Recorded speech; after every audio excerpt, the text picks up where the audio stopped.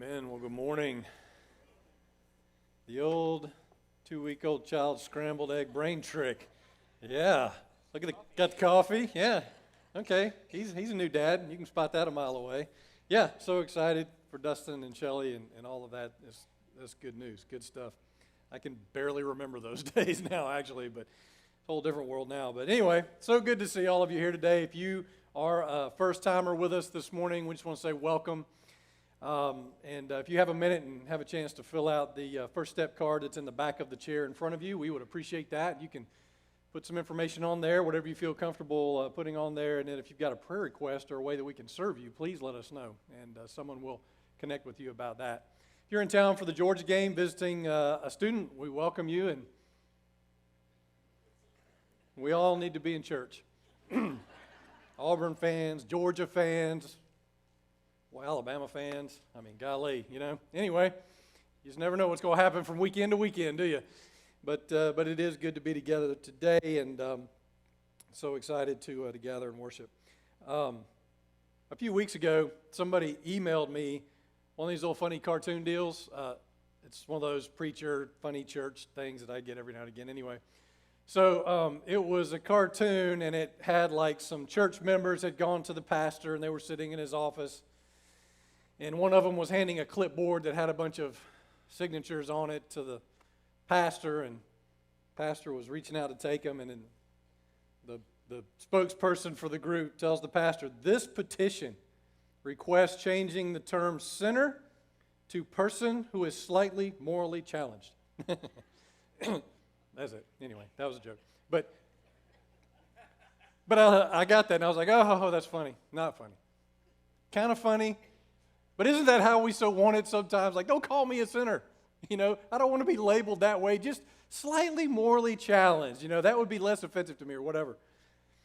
But the fact is, we all have these areas in our life that the enemy, these weak places that the enemy loves to exploit, that he loves to grab hold of and make us a little morally challenged, in these areas of our life.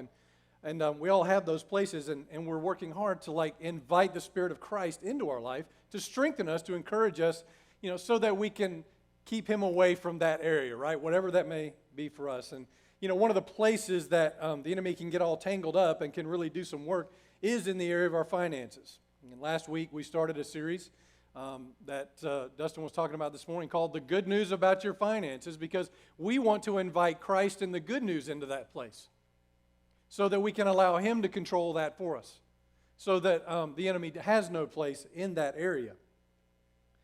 And last week we talked about the fact that Jesus because he focused so much on money, he saw our money and our possessions as a doorway.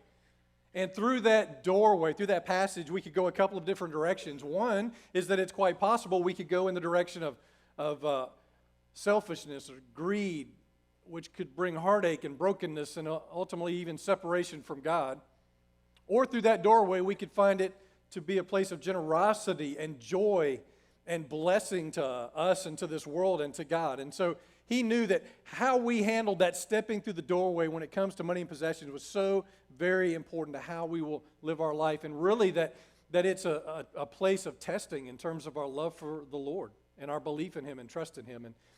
And so Jesus found it very important that we have this conversation. So that's why we wanted to talk about it here on a Sunday morning. And also last week we talked about the fact that, in order to really genuinely handle our finances well, we have to put first things first. Remember we mentioned that? The first thing is Jesus.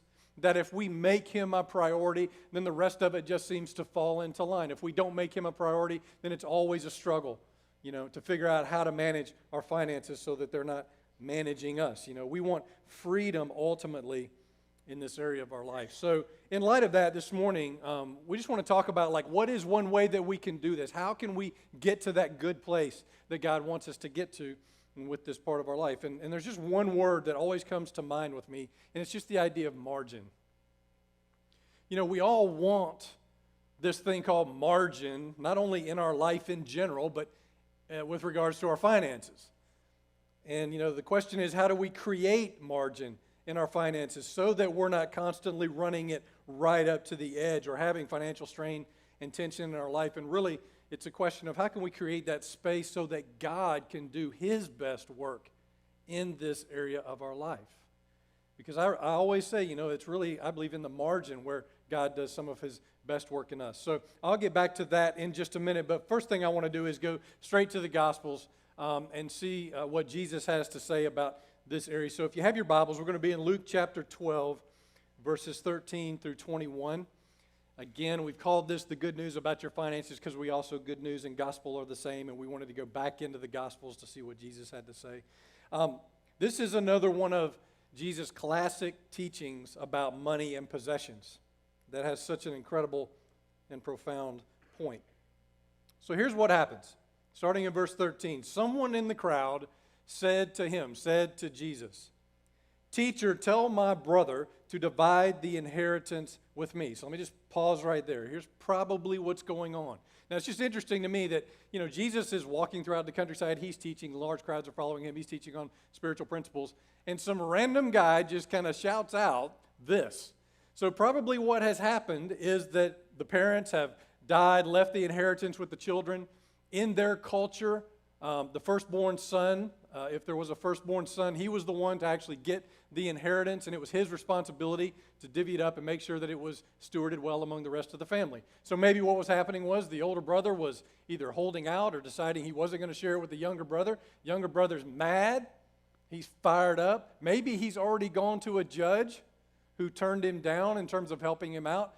So he finds Jesus, and maybe he's like, well, this guy's a spiritual authority. Maybe he could go and beat my older brother over the head about this until finally he relents and gives me my part of the inheritance. I don't know.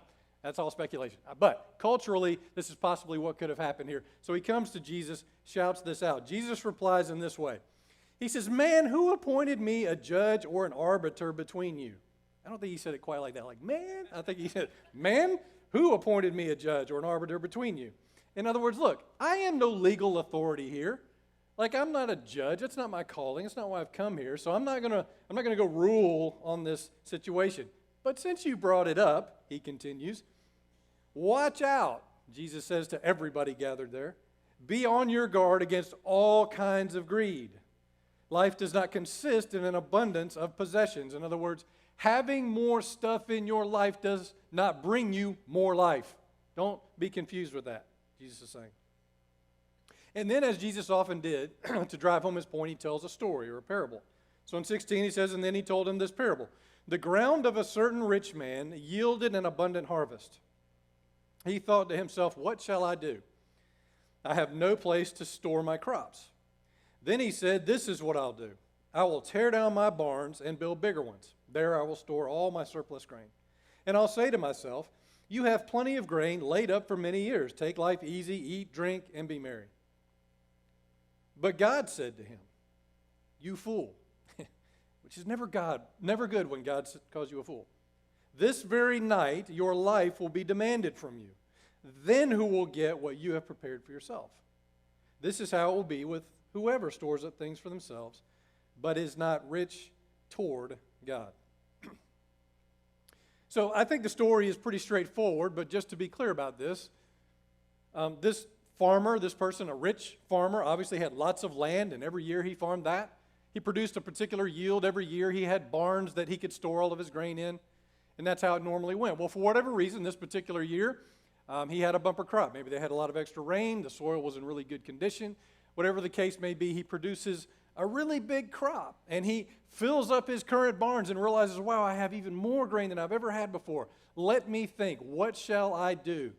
I got it. I'll build bigger barns. Tear down the ones I have, and I'll build bigger barns to hold this great crop that I produced. And then that will hold me for several years, and then I'll just never have to work again. And I'll just kind of sit around and eat, drink, and be merry, and my life will be amazing. Now, there's several questions with this. First of all, God has a question. He comes to him, and he's like, you fool, what are you thinking? Like, what's going to happen if, you die tonight, for example, or you die next week, or you die next year, or something happens?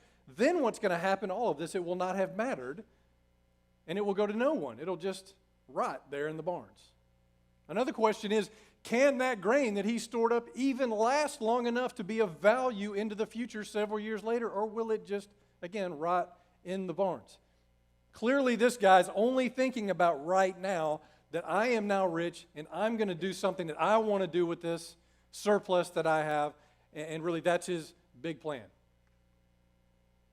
So there's several like instant lessons that come out of this. So here we go, real quick. Number one, selfishness is not a kingdom value. That seems so obvious to say, yet it's something that we have to like hear and take in, that, watch out for greed.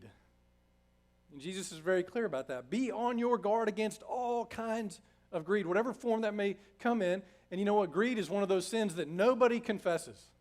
Nobody sits around an accountability group and goes, well, my sin today was greed. I mean, nobody wants to be known as a greedy person, because we think of greed as like Ebenezer Scrooge, right? He is the clear picture of greed, that miserly guy. He's just keeping everything to himself, and he's mean. He's mean to Tiny Tim, and it's so terrible. Ebenezer Scrooge. He's greedy, not me. I'm not. But it's proven by how we handle what we have as to whether we're greedy or not, because it's really something that happens in our heart. The greed monster lives in our heart. It's a place that nobody else sees, but we know how we handle our stuff. And if if we hold on to everything that we have, and we just have to cling to everything, and like it's mine, mine, mine, that's all kinds of greed.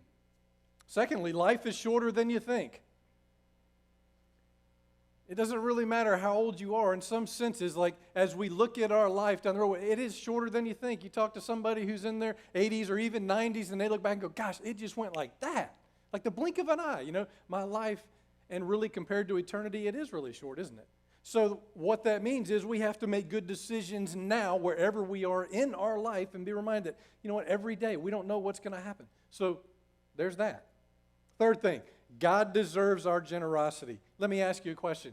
Do you believe that God deserves our generosity? I mean, really, isn't everything that we have already a provision of His into our life? And when we give, isn't that just giving Him back what He already owns anyway? I mean, that's really the simple principle of how this works. God instituted something in the Bible called the tithe. The tithe is that number that we shoot for. It's 10% of our income that goes back to God. And I get it. Sometimes people, they hear that and they're like, that's not going to happen. Like, that's a lot of money. Or, I'm in no position to do that. How am I supposed to be obedient in this area of my life? I'm in a financial condition that won't allow me to do it. Well, I'm like, I totally get that. I mean, Becky and I, we had to work through this in our life too. I remember back when we were having to figure out tithing. And then once we figured it out, God just, He led us to all kinds of new places with giving that have been amazing. But at first, we just had to get started. So we started at 2%.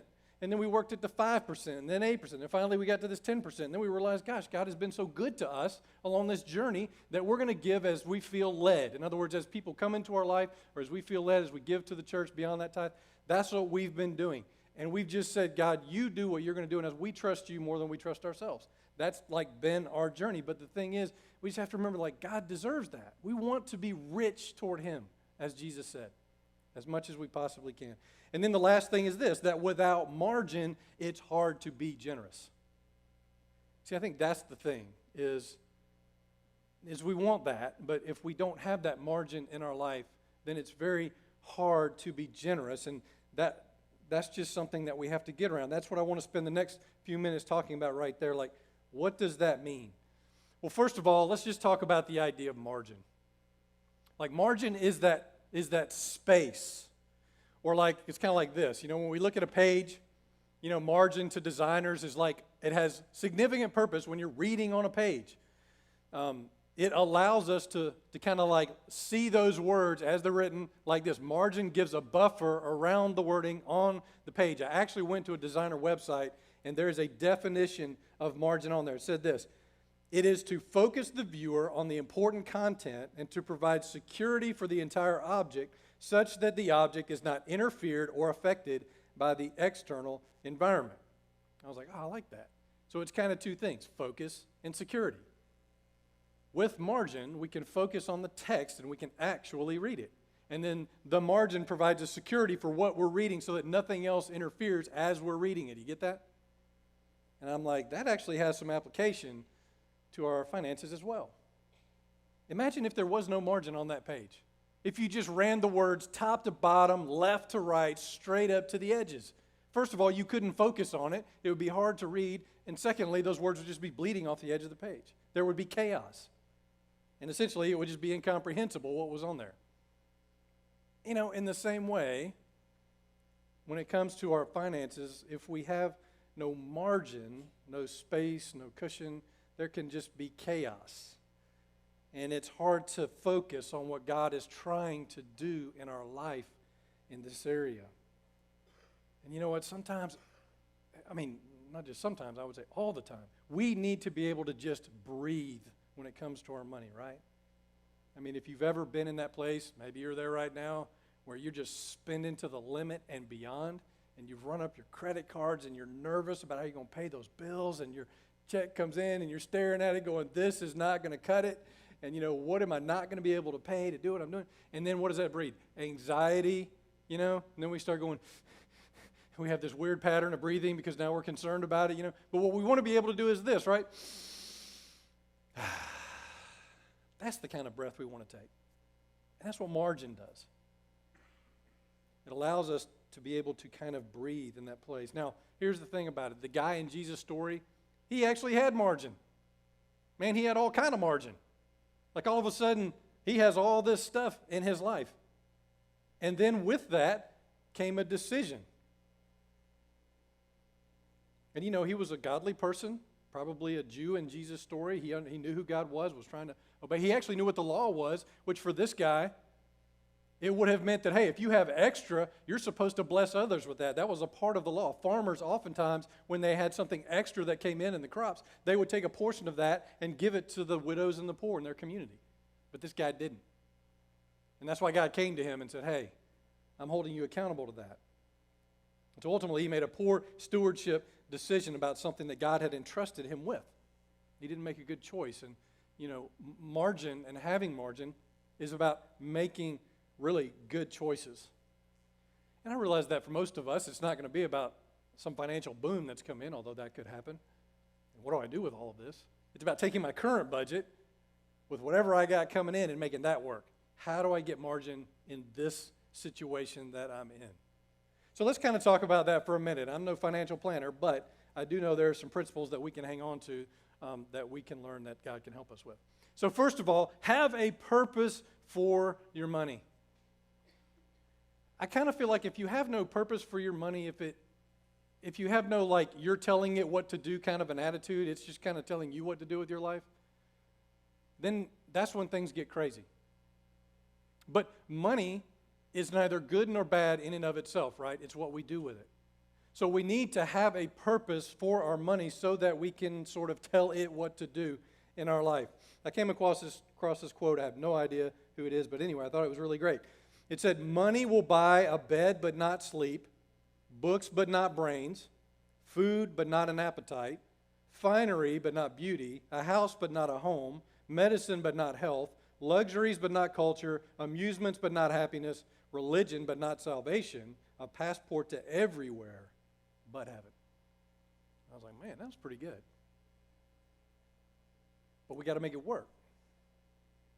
We need to have a purpose for it. Proverbs 29:18 says, where there is no revelation, people cast off restraint. But blessed is the one who heeds wisdom's instructions. The word revelation, another word you might use for that is vision.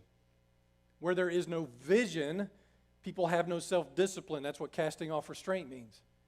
And don't you know how that goes? If we have no vision for our money, then it's like, I got a little extra, I'll spend that on a new laptop or a new phone, or you know what, my credit card limit, I haven't hit that yet. So when I see that thing I really want badly and I have no discipline in my life, I just go ahead and buy it. I don't worry about what I'm doing with that. You see what I'm saying? Where there is no vision, we just cast off restraint when it comes to things like our money. What we need to do is have a purpose, and that creates a sense of self-control. And you just ask the question, what do you believe God is calling you to do with it? You do that individually or do it as a couple, whatever that may be. What is God calling us to do with it? And are you familiar with the 7 habits of highly effective people? Maybe you are, maybe you're not. But one of those is begin with the end in mind. And I think it's helpful sometimes to just think, what is the end game with this particular part of my life? Like, what do I want to see happen with our financial resources? Do I want to see me sitting, in a really big house and lots of stuff and doing lots of things for myself? Or do I want to see this life of generosity and where people are being blessed as a result of what God has put into my life? And how is that playing out at any moment in my life? In other words, hey, if I were to disappear from this earth today, how would it be going in this area of my life? So I stand before the Lord, not greedy, not any of that, just having been a generous person while I was here on this earth. What does that look like? And then the next thing is just have a plan that accomplishes that vision. Again, without a plan, none of this is ever going to happen. And when I think about how do we want to use our money, there's a few things that come to mind. First of all, I want to say I want to use my money to honor God. We want to create a plan with our finances that honors God right off the bat. First things first. Seek Him first with our finances, and then everything else finds its way into its proper order.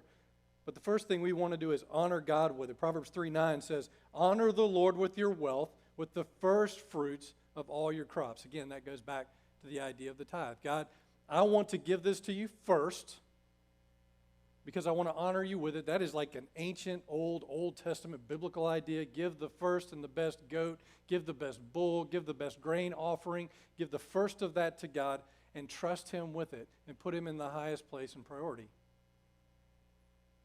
So we honor God with our wealth first. Second thing is you take care of yourself, certainly. When it comes to making a plan, you got to pay your bills. You've got things you've got to do, so you take care of yourself. The third thing is bless others. How can this plan that I'm making for my money bless others? I think if we're not intentional about it, it's kind of like it's not just going to happen haphazardly. It's not going to happen randomly. I think things like this happen intentionally when we choose and make a choice and a decision ahead of time. I want to bless others with this, so here's the plan. And it's out of that financial margin, I think, that we find this way to be able to bless others. I think a happy life, as Jesus would say, does not include building bigger barns to store all of this more stuff that we have instead of finding a way to bless others with it. Do you remember this name, Anne Frank? Do you know what I'm talking about? The little girl who she was part of that family that hid for 2 years during the Nazi regime, and she lived in Amsterdam. She wrote a diary, eventually found its way into a book, The Hiding Place, all of that. So I was just reading a quote, and that quote kind of unlocked the whole story, and I had just kind of forgotten about Anne Frank, but I read this whole story. It's just very interesting.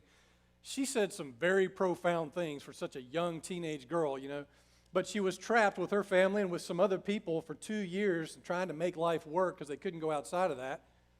And during this time, they had to learn how to work together. They had to learn how to share. They had to learn how to do so many things. And but she put this quote in her diary that I thought was really good. She just said, "No one has ever become poor by giving." And that's a very profound thought. It's not like God saying, hey, I want you to be generous, and then in the process you'll become poor along the way. I don't think that's the goal here. I think that when we think about our giving, it's like, man, I'm generous, I'm giving, and God puts so much back in our life. And I think spiritually especially, God puts that back in our life, the peace, contentment, and joy, and those things that we want. The guy in Jesus' story, though, had no plan. And when he got it, he just decided, I'm going to keep it. That's my plan. No plan is a plan. I'm just going to hang on to it and do what I want with it.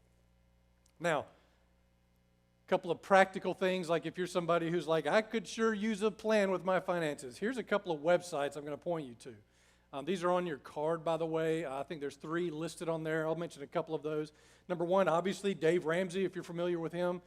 He has helped a ton of people get to that good place, and especially if you're in a tough place financially. He can offer some pretty drastic measures, but really, so many people who followed his plan have literally found financial freedom. So if you go to DaveRamsey.com, that's his website. Specifically, though, if you go to DaveRamsey.com, that blog, there's 7 ways to create financial margin. So if you're looking to do that, go to that website. It's all this kind of super practical like stuff that you go, yeah, I get that, but I'm just not doing it. But I get it. It's things like make a monthly budget. If you need to, downsize your home, downgrade your vehicle, cancel unnecessary services, or do some yourself. Unnecessary services. You know what I'm thinking about? If you're somebody who downloads a lot of apps, or you have like 5 different streaming services or music services or whatever, like how often are you using that?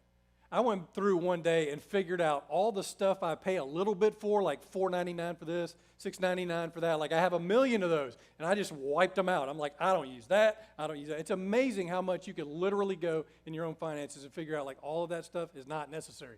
Anyway, that's what he talks about there. You know, make a plan before you go shopping. Nobody does that. Man, I go to the grocery store, and I'm hungry. It just all goes in the basket. I mean, like, I get home, and Becky's like, what happened?